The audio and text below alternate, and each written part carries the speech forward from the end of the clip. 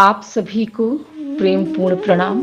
26 जनवरी 2018 को पहली बार नरसिंहगढ़ जाना हुआ। फिर भीतर से वापस लौटना कभी नहीं हुआ।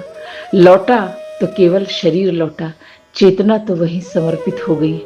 उस धरती पर कुछ ऐसा घटा जिसे शब्दों में पूरी तरह बांधा नहीं जा सकता है।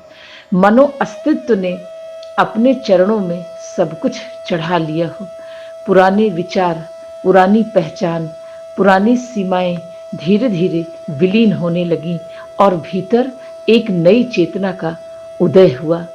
सम्राट समर्थ के लिए नरसिंहगढ़ केवल एक स्थान नहीं रहा, वह साधना, समर्पण और प्रेम का तीर्थ बन गया।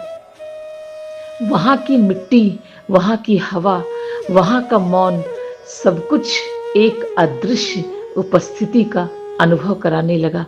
ऐसा लगा जैसे परमात्मा ने जीवन की दिशा अपने हाथों में ले ली हो। समय बीतता गया, लेकिन वह अनुभव कभी नहीं बीता।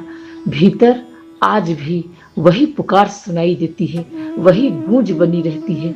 शरीर कहीं भी रहे, लेकिन हृदय का केंद्र वही है। वही कर्म भूमि है, वही प्रेम भूमि है। किसी भूमि से नहीं, बल्कि उस चेतना से जुड़ा हो जाए जहां स्वयं को खोकर परम को पाया जा सके, जहां समर्पण बोझ नहीं बल्कि उत्सव बन जाए, जहां प्रेम संबंध नहीं बल्कि अस्तित्व की एक अवस्था बन जाए, एक स्वभाव बन जाए। नरसिंहगढ़ जाना एक यात्रा नहीं था, वह एक जन्म का अंत और दूसरे जन्म का प्रारंभ था। आज भी जब उस दिन का स्मरण होता है तो लगता है मानो वह कोई साधारण यात्रा नहीं थी, बल्कि अस्तित्व का बुलावा था। सम्राट समर्थ को वहां पहुंचकर पता चला कि जिसे खोज रहे थे वह तो मेरा इंतजार कर रहा था।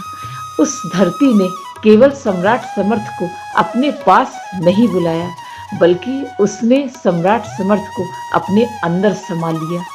कुछ ऐसा छूट गया जो शब्दों में नहीं कहा जा सकता, और कुछ ऐसा मिल गया जिसे खोना अब संभव नहीं है। उस दिन के बाद से जीवन पहले जैसा नहीं रहा। हृदय में एक ऐसी छाप छूट गई जो संसार से नहीं, केवल परम से बुझ सकती थी। कभी कभी ऐसा लगता है कि सम्राट समर्थ का एक हिस्सा आज भी वहीं बैठा है, उस मिट्टी में, उस मौन में, उस प्रेम में। शरीर दूर आ गया, लेकिन हृदय की धड़कनों ने कभी उस स्थान का साथ नहीं छोड़ा। जितनी दूरी होती है उतनी ही गहराई से उसकी याद अंदर उतरती है। नरसिंहगढ़ सम्राट समर्थ के लिए केवल एक स्थान नहीं, एक जीवित अनुभूति है। वह सम्राट समर्थ के आंसुओं में है, उनकी प्रार्थनाओं में है, उनके मौन में है। वहां की स्मृति नहीं जाती, क्योंकि वह कभी गई ही नहीं। वह तो हर सांस के साथ भीतर जीवित है। कुछ स्थान का कोई नक्शा नहीं होता है, कुछ स्थान नक्शे पर नहीं बसते, वे आत्माओं में बस जाते हैं।